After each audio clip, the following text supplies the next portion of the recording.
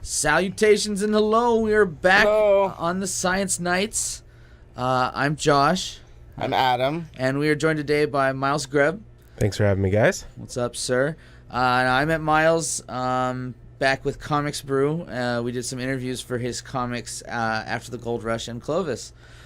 So he's our resident expert on science fiction and comics. Yeah, sure. Totally putting that one on you right away. I do the best I can to know the little that I do.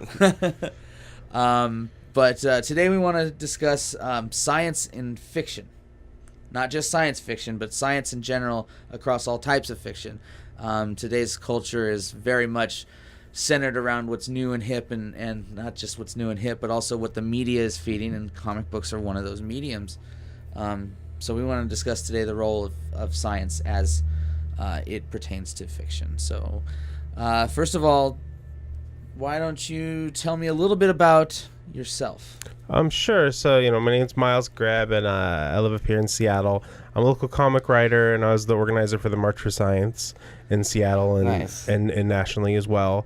Kind of my main thing is that I try to make hard science-based comic books that deal with a more optimistic look at science because, thankfully the scientific method works, and it actually does illuminate things about the world.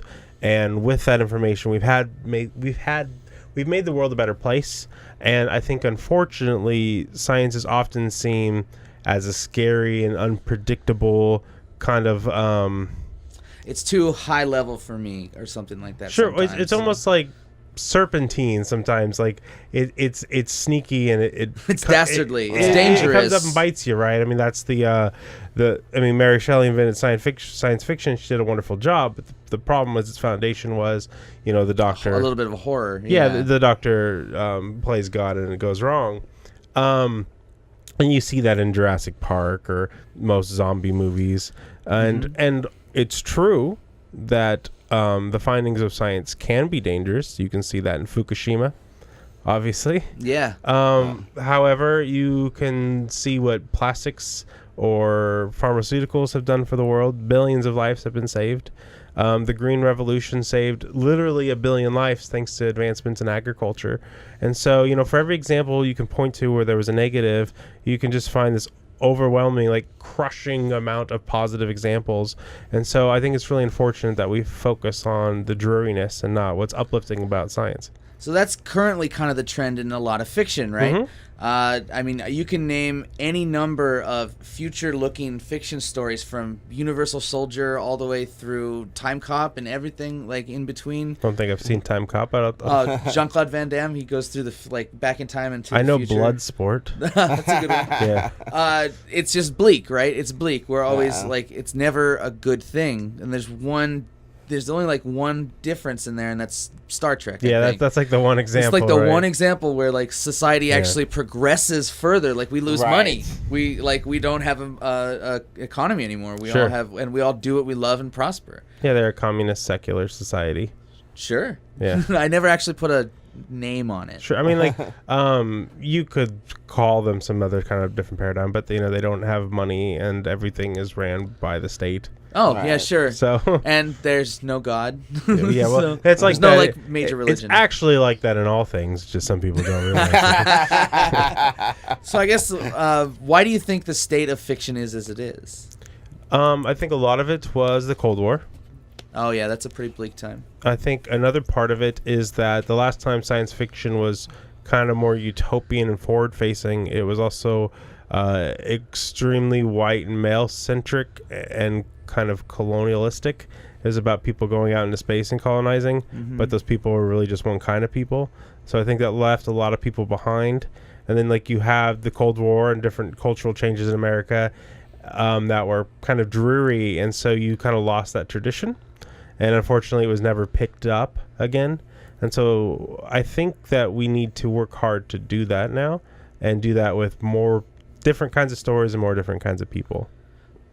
Had you ever, Adam, before reading After the Gold Rush and Clovis, had you ever thought about science fiction as this kind of dispassionate and bleak-looking future, or I never even thought about like how most things are like that until I read his comic.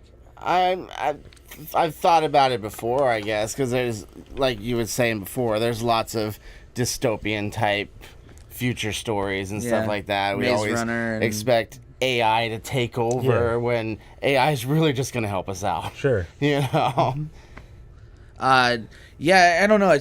It's weird that you don't see the trends until like you're knee deep in them, I guess. Yeah. I mean, look at most YA novels nowadays. They just have like a formula, and one of the parts of that formula is the government breaks down in the future, and it's terrible for the majority of the population except a select teenage few that are special.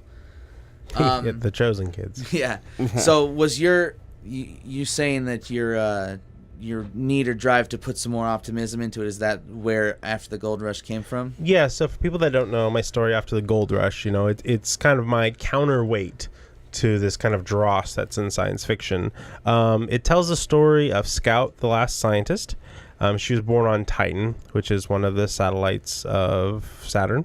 Mm-hmm. And she was on the Beagle 2 expedition, named after Darwin's, Beagle expedition, of course. And their job was to kind of check the ability to stay on Titan for a while. And so she was the first child born there. She's supposed to be a bioengineer, using bioengineering to make plants that could possibly survive in Titan's atmosphere. Something goes wrong with her family, though, and she's put in a cryo sleep. And eventually, she ends up going back to Earth in the year 2449. And she finds Earth, its new paradigm. It's green, it's lush, it doesn't have the Star Trek high-tech kind of utopia she was raised expecting it to be. So there's a shift, but it's not post-apocalyptic, though. Something else has happened. And the story will show Scout, who's a biologist and a chemist, as she tries to reintroduce science to the world. So we get to see actually science building and changing things for the better. And I also think what will hopefully make the story work is Scout is a skeptic, an atheist, and a scientist, but she's in a world that is filled with a lot of superstition and magical thinking, but should kind of be on uneven ground because, atheists, for example, are normally used to winning arguments because they have more evidence, or scientists are used to winning arguments on, say, hot topic issues like evolution because we have all this body of evidence, but, Scout doesn't have a fossil record to point to like we would, and so she's going to have to actually use the method kind of actively to prove her points and not just the work of everybody else like we learn in school. Because I'm not a scientist, right? Mm-hmm. I'm an amateur scientist in the sense that I do my best to understand all this, but I'm just a science communicator, so I have the work of others that I rely on. And all this work is peer reviewed, it's open, you can see the data, it's not obfuscated, but I rely on the work of others. She won't have that luxury. Yeah. I'd like that's a good point. You're a science communicator. I had another title I never thought to give you and should have. I mean, whatever you want to call it, No, it is, and it's a like we've mentioned in our first episode, we're neither scientists either, and we're doing our best to communicate what we do know, and we do rely on other people just like you do. Why did you decide not to just destroy your society on Earth, and instead you built this, I would say, scared or superstitious society? So I have a great answer to this question that I can't give you because it's too much of a spoiler, but a less good answer is there was a trade. Okay. It wasn't that someone offered something. Something was offered, and now you find it the way it is. Like their technology levels, like 18th century America. They have like the wooden churches, and it's a very agrarian culture. They're farmers. They're very narrative based. Certain books are very important to them. They're not any one theology. So don't expect Scout to just go up against Christians, or Muslims. It's not the way it's going to go in this story. It's very different. but I can't talk about it too much because it's getting spoiled. Although Sure. in the third issue, which will almost be out by the time this podcast is done, it just finished up on Kickstarter. There's a religious trial Scout is involved in, so you can. Oh, what? Yeah, okay, cool. So you can see a bit more of that. Like Crucible style? You'll see. Okay. I'm sorry, I don't want to dig. So too in hard. the first 2 issues, you see her come back to Earth. She meets one of the inhabitants. Right. It kind of slowly starts, but it's going to build up much more. And issue 4, she'll meet the person who made the trade. Okay, cool. So that's kind of the Right big on. buildup of the plot. You heard it here first, guys. Yeah. And if people want to check that out, by the way, afterthegoldrush.space is We my gotta- website. Right there. Yeah. Somewhere. And at Goldrush Comic is my Twitter, so you guys can check that out. Absolutely. In the world of science fiction, actually, I want to ask Adam this one first. Do you have any favorites in the world of science fiction, Adam? Like any favorite movies or favorite television shows or favorite I have writers or artists? quite a few. I mean, I guess movies recently would be like The Martian or Interstellar or something along those lines. Arrival, you said, was you amazing. kind of touched on it a little earlier. Like one of the reasons why I like Star Trek is like the different view of science and the how their world is and stuff like that. What about you, Miles? As far as science fiction writers and creators and artists, I and did stuff? like The Martian. I did not like Interstellar. Not at all. I think that it betrayed itself pretty deeply with the love powers maneuver that they went through. Yeah. What is that? So basically, I haven't like, seen it. okay, so like they leave the galaxy, which I don't think that's really a reasonable solution. But that's what they do, and they go to a different solar system, and he communicates with his daughter through space after going through a black hole with the power of love. And like they get relativity quite correct. So like they try to do some of the science right, which was cool, but then they end it with love powers, and I feel like that's just stupid. Well, it's cheating it, right? It's skirting the issue. Yeah, and it just betrays the film to me. I like I said, I haven't seen it, so I don't really have the opinion on it. Why do you like it so much? I just like it. I don't know. It's a good movie. I People like how Christopher Nolan. Yeah, it's true. How they deal with relativity and like the one planet they're on, like that water one. Waterworld. Where Nothing's free I in forget Waterworld. how much time is passing. I'm pretty sure they say it in the movie, but it basically like for every minute they're down there or whatever, it's like an hour or something like year that. or Yeah. something. I also don't like Anne Hathaway's character because she doesn't really act like a scientist. She's very irrational and emotional and does things based upon her relationships and not her logic. And It's Matthew McConaughey's the main in that, right? Or who's Yes. the main? Yeah. So does he conform to the norms of or what you would expect out of a astrofaring person? He's just a pilot. Oh, okay. Yeah. I mean, lots of different people can be scientists. There's no one stereotype. Sure. We should be careful with that. That's a good idea. That's a good But point. I mean, nobody in that movie acts really like a scientist. I'd say. I forget the guy's name. Unfortunately, the black guy I think is probably the best. The one that gets stuck up there for a while and is like older. Yeah, I forget his name unfortunately, but I I can agree think with he that. probably was the best.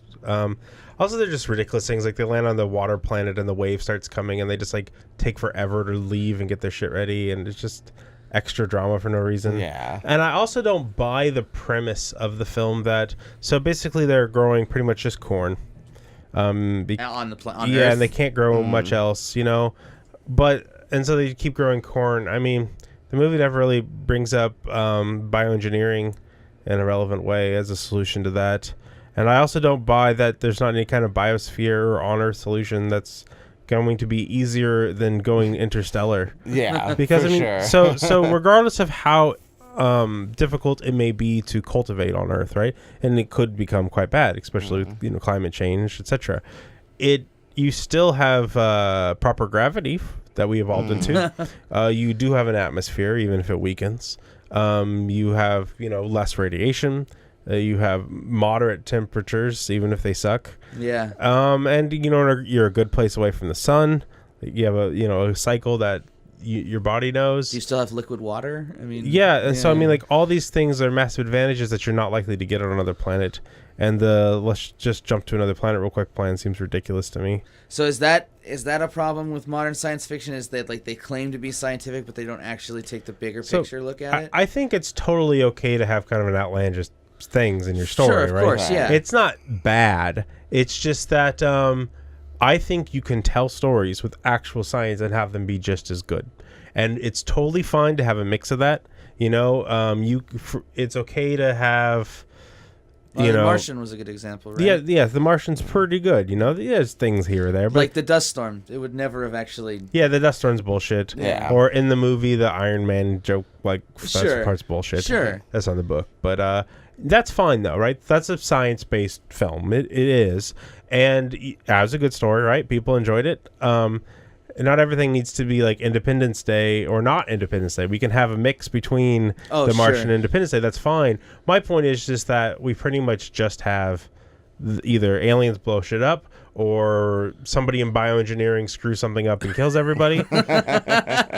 And, you know, that's just not really a great representation of all this work that we're doing. For sure. Ironically, you can see the work of all these scientists and engineers who build the technology to make those films. You know, in the films, right? Yeah, like, exactly. That's a good point. Yeah. I especially get upset about the bioengineering stuff just because, you know, GM technology is so important and can help so many people, but we just besmirch it like ad nauseum in all these films. Well, yeah, it's not just like it should be homegrown and organic and stuff. Well, like organic's first of all, organic's total bullshit. Yeah, it is. It's a complete marketing scam. First of all, organic, but it's gluten free. Organic is a damn science term, right? It's a biology term. Yeah. There's no such thing as a non-organic apple. Right. That doesn't make sense. Organic refers to a kind of chemistry. Yeah, it's carbon. Yeah, it's carbon-based chemistry. You know, the other stuff. But yeah, it's a kind of biological machine, right? And they have turned it into an advertising term. That basically means a certain kind of arbitrary standard for growing. The arbitrary standard for growing wasn't based on sustainability. It wasn't based on health. It's based on wholesomeness. Yeah. And so they're Which actually is a making really abstract term. Yeah, they're making like this idea of wholesomeness or like better food. And by better they mean you think it's better. Yeah. Right. As opposed to maybe actual nutrition value or cost of raising or whatever. And so they make that a opponent of science. Yeah. You know, because like, they're like, oh, look at this GM corn. We don't like that because our corn was grown on a farm and the farmer wears overalls, so therefore it's better. and I mean, it's really sad because like I said earlier, you know, like with Norman Borlaug and the Green Revolution, it saved 1 billion lives. A lot of those were like in India. You know, a lot of people in developing nations, although Indians are a great nation, been around a long time, they don't have this a lot of the establishment that we have here in America. I mean, those lives not matter. Like, I mean, they're not American lives, man. I mean, just saying. And in America, you know, we can grow food more sustainably with GM technology because we can spray less, we can use less water, we till less, and tilling reduces carbon. But for some reason, this is demonized all the time. And I can't tell you 100% movies like Jurassic Park make this happen. but they certainly don't help. Yeah. Because people make those examples like, oh, well, you can't trust scientists. What if this gets out in the wild? You never know. They're gonna kill Newman. Yeah. Right. or like they're fighting a new bacteria. Like the second Mission Impossible. How about that? Where like he infects himself with a virus and like he's got to dose him or whatever. It's gonna go catastrophic worldwide. And this is just some guy that was working in a lab, like and like a CDC lab essentially. Sure. And it's catastrophic if it gets out there. But like, is he really? Is that really the message you want to send? I think you're just like you said, you're trying to scare it. Yeah, or I mean, they don't think about this stuff. People Sure. aren't thinking like, oh, I mean, some people probably do, but the majority of these films don't do that. It's just science is complicated and therefore a little mysterious and therefore a little bit in the bushes. And if there's a rustle in the bush, people think it's a tiger, and so they go, oh, I don't know what this is. You know, this science shit's gonna get us. And that's just not good. I don't like it. So, what about science or the greater sciences? What excites you about those? Like in the realm of all the different studies of science, other than astronomy, because I imagine you're huge on that one, what is? Biology is my favorite, probably. Yeah. Is it kind of where Clovis is coming from? So Clovis is anthropology, I guess, mostly. I mean, so the megafauna are awesome that you see, you know. So Clovis is a story I did about the Pleistocene era. It's set in 1200 BCE. Follows a young mother looking for a lost son. The Clovis people were the predecessors to what we would call Native Americans. They were here in early North America. And so they lived side by side with like megatherums who used to live up here. We have one in the Brick Museum. Where's that at? It's in Seattle by UW. And, they were these 14 or more foot tall giant sloths. And you're talking about those cute, cuddly little ones that paddle, right? Those kind of sloths? No, they're a lot larger than that. Yeah. A little bit different frame, but they're still very cute. And, we had horses and camel in North America, all kinds of different animals that are now extinct. And, I've always had a fascination with them since I was little, and just kind of the way that the ecology was different when they lived here. But also the anthropology and just the interestingness of how humans moved around. So the Clovis kind of like really cool to me in that way. Yeah, for sure. Because humans come from Africa. They come from Africa, and then some moved over to Asia a little bit, and then there was the major migration from Africa up to the Fertile Crescent, Mesopotamia. Yeah. Then you had another group of people from Mesopotamia that went up north, and that's where you get the lighter skinned people because they met the Neanderthals who moved up a while ago. Yep. And most likely they bred, and that made them a little bit more fair as well, because the Neanderthals were more adapted to the conditions up north, which are colder. I read a statistic that said something like 6% of Europeans can trace Neanderthal DNA still into their genes. All humans, except for a certain South African subset, have Neanderthal DNA. Really? Yeah, all humans do. So the only humans that are really like non-Neanderthal are this very small subset in like lower Africa. So you know how that happens? Sex. Yes. Lots of we fought like Homo sapiens reproduce sexually. That's correct. No, but like with Neanderthals, so it's technically cross species, isn't it? So species is a debated mushy word in biology. Sometimes it means things that can mate are the same species. We're in the same family as Neanderthal, which is the Homo part. Yeah. Okay. So I mean, we're we can do it. It also may be, by the way. So you have Australopithecus, or the hobbits. Oh, okay. All these other versions of our past, right? It may be that we're much closer related than it seems because there's just a lot of morphological differences that were very small genetic differences. So we're still building this picture. It's still a very active process. And I just always find that anthropology interesting. And like I said, I wanted to tell a story about how cool humanity's past was. And so it's kind of part of Clovis, Sure, of course. So it's sense like I hope that people will view these kind of science stories and get inspired by them. I mean, that's kind of what we always done. I mean, like Jack Kirby, wrote a bunch of stuff about what he thought was science, like ancient astronaut bullshit. Chariot of the Gods inspires tons of science fiction, or worst movie ever candidate, Prometheus is, Chariot of the Gods bullshit. Because those people thought they were doing what I'm recommending, but they weren't, because they were looking at pseudoscience. Yeah. So I hope people look at actual science instead. Is there Adam, is there a study of science that other than astronomy that you'd like to see something fictionalized? Like someone does something really cool with chemistry? Or I would have said chemistry. I'm surprised there's not something like that. I got chemistry in after the gold rush. Yeah, nice. Absolutely. Yeah. She makes penicillin and right. That's awesome. I guess what I would say is, like, I would love to see a movie about geology that isn't about how the Earth is going to cool down or explode. Based on yeah, exactly. Based on how hot the core is. Like, I'd like to see geology used in a movie where it actually is, I don't know, sexy, but I don't really know how to do that other than, like, it's an avalanche. You can always do something. So, like, in Fantasia, they do the whole kind of evolution thing, right? Mm-hmm. You can always do kind of like a short abstract piece like that where you show the layers being formed over time. and like kind of like the violence of plate tectonics, you know, and like Sure. and like the layers themselves will become characters. They're squished and moved, and you can see like talk to each other. well, yeah, you can see minerals that were once in the area of the globe we'd call Asia, you know, move down and slip here, and then they come up one day in America, you know, and like that could be cool. You totally see like so they're the characters that are there for the whole movie, right? Yeah, And as the stratiform, new characters show up. Pretty much, But yeah. the lower characters that are creating fossil fuels, essentially, right? What you got down there? I had dinosaurs. Yeah. Now I got some coal, or Yeah. now I got oil. Well, it's not just you know, it's all the plants too. The plants Sure. make more than dinosaurs, but yeah.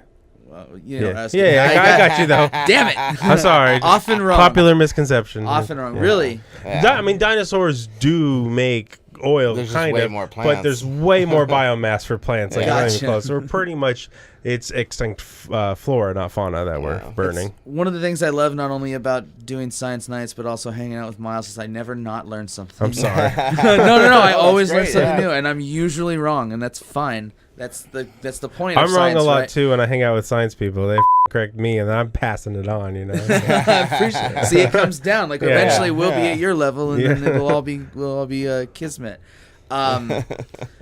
It's one of the tenets of science, though, is that like we'd like to be wrong so that we could then test another variable, right? Yeah, well, that's how you get famous in science, right? You don't get famous in science by making up some new bullshit. You get famous in science because there was a paradigm, and you demonstrated reliably and repeatedly that the paradigm didn't describe reality. And then they're like, hell yeah, man, good job. You know, that's how you get famous, which is good because it's a self-correcting mechanism. You know, it has a self-built-in criticism reward system, which really is what you want to have in anything. And so it's important for scientists, you know, to be okay with being wrong. I mean, it's hard because we're humans, but Yeah, hubris gets in the way. Sure, but if you can put a value in now you're right, though, you know, like every time you learned you're wrong, you also learned how to be right, as long as you have the humility. And so it's also kind of funny because in a lot of these shows, scientists have a lot of hubris. Mm-hmm. You know, Often. like I mean, there's stupid shit like God's Not Dead, where they're just like f***ing scientists, you Yeah, know. yeah, But yeah. I mean, just even in like a modern thing like Jurassic Park, you know, like there's like, oh, these scientists, they, you know, they don't know what they're doing, and they before you even knew what you had, you know. Oh yeah. So, Malcolm, yeah. yeah. Well, but- and I mean, if you read Michael Crichton's book, Ian Malcolm's way more critical of Yeah. him than that. But at the same time, you see more of like the movie doesn't show like Dr. Wu's side of it very much. Yeah. But in the book, you see that like he's like, oh, I never even thought about the repercussions of science. I was just doing it because I was getting paid, or I was doing like Crichton paints him in a bad picture too. Yeah, which is always ridiculous because there's a lot of ethical standards for doing scientific stuff. Mm-hmm. Like- Especially on living creatures. Yeah, and it's funny too because people like bring up the efficacy of like animal testing, right? On rats but there's rodents, really yeah. high ethics standards for testing on these things, and also if there wasn't, you get bad results. If you stress out your rats, for example, and it'll mess up your study. So Sure. people don't do that. It's Because like what you're looking Right. for behavioral changes, Yeah. right? And the environment you keep these things in is stressors, definitely gonna and be a problem. Yeah. change the behavior. Which, by the way, so like there's a famous anti-GMO paper by Seralini where he chose these rats specifically that grow mega tumors, and then fed them GMOs, and then they grew mega tumors as expected, and then he didn't euthanize them or give them painkillers or anything. He kept them alive. He kept them alive and let the tumors continue to grow to the Jesus. grotesque versions that no working scientist should allow and is not Wow. common practice. So he could take these pictures to say that GMOs cause tumors and cancers, and it's like completely unethical. It's terrible Yeah, science, it's and it's ridiculous. really dangerous. It's cruel. yeah, Yeah. and that's like shown as like a good positive thing. There was a group in town called March Against Monsanto. It was a big anti-GMO group, but thanks to the March for Science, I think we kind of fucking stole their thunder, and there wasn't one this year. So Yeah. I'm pretty proud of that. We're running long, but I want to get into the March for Sure. Science. This happened around the world. Yep. And it's Also in space, the space station gave us a shout out. Yeah. So literally around the world. Nice. awesome. This happened June or May of 2017. It was I should probably know. I tell the date. Wasn't it April 22nd? Oh, okay. So I was way off Might have again. been. I think Yeah. I'm pretty sure it's April Been a busy 22nd. year. Yeah, it has been. I should remember. I said the name on the radio like 1,000 times. Really. But I mean, take it away, man. Where did it come from? Why'd you do it? Sure. So, Trump got elected. Yeah. And he seems to not be favorable of science. Well, no, he cut most of the EPA's budget. Well, he proposed the cut. Okay, excuse me. Right. And we actually, there's some good news on that. But he proposed basically just a cluster of the EPA. He tried to censor publishing research on climate change. He shut down a bunch of people who work at our national parks from talking about climate-related issues. I do remember there was a law passed last year before the election that was from Congress, and it was up funding NASA's budget, and there were limits on what the administration could do against curtailing that. Yeah. And I was like, it was like the law said regardless of incoming president, like they knew what was going to happen. Yeah, and just a silo of other attacks on science. And then of course, he says things like climate change is a Chinese hoax. So there's rhetoric behind all this as well. Yeah. And then he put in a creationist climate change denier and head of the EPA, which was not good. Well, yeah, and it's the Environmental Protection Agency, and he doesn't care about climate change. Yeah, and he doesn't understand science, more importantly. Yeah. So he's unfit to do his job. And so Jonathan, who started the DC March, got on Reddit, and he was like, the Women's March was great. That was impactful. We should do one for science. And so the DC March just got started, and I'm pretty active online all the time because I'm always talking about my comics and shit. Of course, yeah. And so I was there within like the first hour of this conversation. And so, I was like, well, we should get the Seattle one started. And I figured I had a bunch of kind of like pro-science art I could kind of like debrand from after the gold rush and just use to get a social media thing going. For sure, yeah. And so I got our Facebook started. I got the Twitter started. I started a GoFundMe for us. I got us a place to put the money. I got some I made a meme that went super popular with the Earth. I used the "I'm with her" but pointed to the Earth. So I made that meme, and then that got crazy retweeted. Most retweet thing I've ever made in my life. That's awesome. It has like 40 million. No, sorry, 40,000 retweets. One of my old professors had this theory. How long did it take you to make that meme?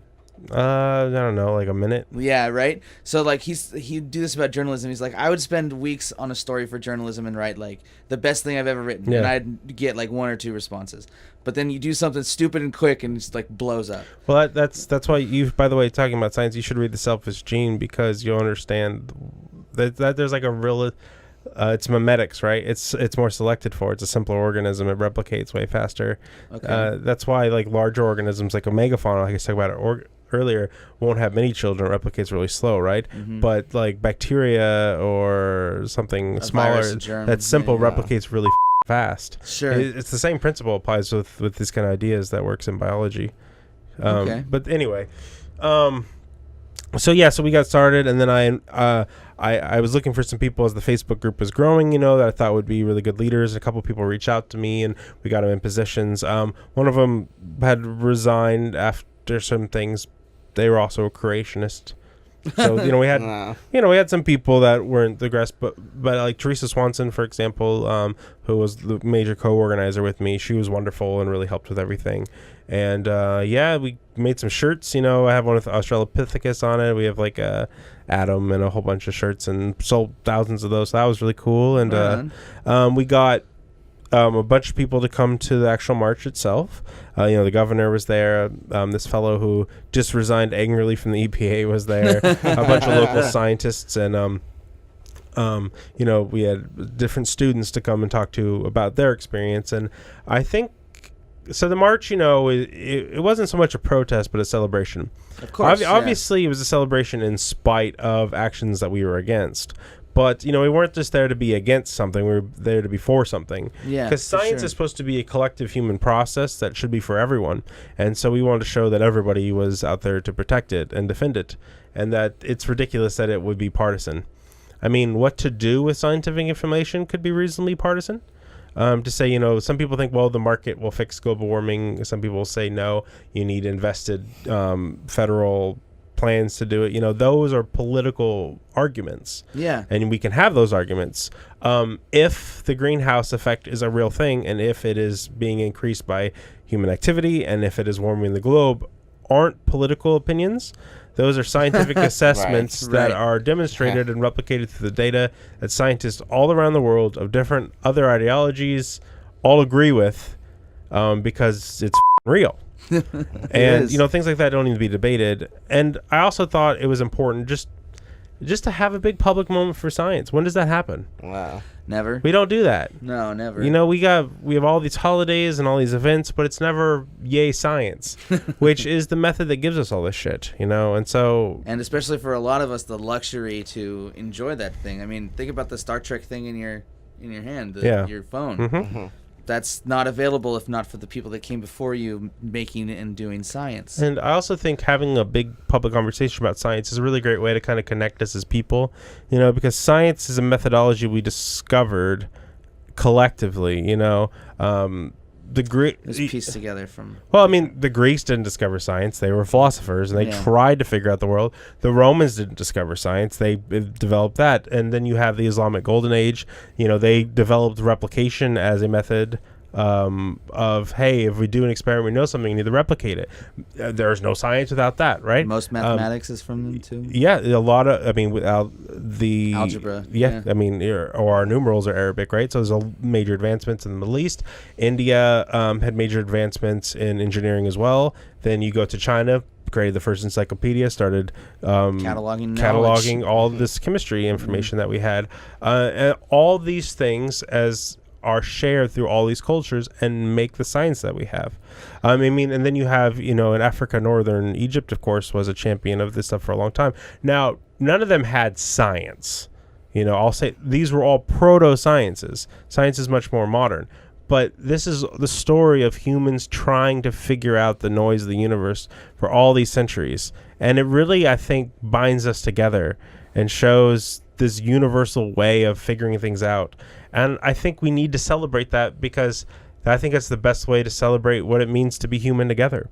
See, I already want to watch the movie or read the book about what you just described. In the course of in the course of 2 minutes, you described relatively the scientific history of our entire species as we just started to discover more and more about ourselves. And if that doesn't sound like an interesting story, then I think we need to change what we think is actually good in fiction. That's what I'm saying. So why can't we tell stories about this stuff? So, Absolutely. There's no reason why it always has to be us fighting half elephant dragons, and don't make the mistake. We need to fight them because they are coming. And I think that story should be told. I'm a nerd, man. I love Final Fantasy. I love all kinds of nerd shit. And it's nothing against that stuff. But this other genre, this scientifically factual genre, needs to exist. Oh, yeah, for sure. It needs to exist to celebrate humanity and the universe and the work that men and women do to make science, a reality. Absolutely. Well, before we go, please, so it's afterthegoldrush.space. Yep, that's me. And so at Gold Rush Comics is my Twitter. Yeah. And you can, Google Miles Greb on my Instagram. I post all the cool art there. You can check out my books, of After the Gold Rush, which I've talked about in Clovis. I also have 2 fantasy stories. Like I said, I have no problems with fantasy. I have a webcomic called The Artist, which is on Tapas you could check out, or my theology I wrote called Espers. And I talk about science and shit, so you guys can Google me, check me out, and make sure you check out their other show, Comics Brews, too, because they've had me on there a couple times, and it's a fun show. Before we go, I want to thank you first for giving me this idea of peer review. Miles does this excellent thing at the end of After the Gold Rush, and he asks for peer review on Clovis, if I'm not mistaken. Well, Clovis isn't going to, because it's a graphic novel, so it doesn't really work. But After the Gold Rush, yes. But every issue of his book, at the end of it, he asks for peer review. If there's something in the science that he got wrong, please let him know and correct him with the proper way to do it. We want to invite that as well. If there's anything tonight or any other episode that we need to fix or that we are wrong with, please correct us. I rambled a lot, so I'm pretty damn sure I said something wrong. But yeah, science is a peer-reviewed process. And Yep. It's better. Definitely. It's better if we all, like Miles said, come together and Everybody fix it for makes ourselves. mistakes sometimes. Absolutely. So, I put my foot in my mouth at least 4 times this episode. It's been fantastic. But for this week of Science Nights, thank you so much, and we'll see you later. Yeah. Thank you. bye.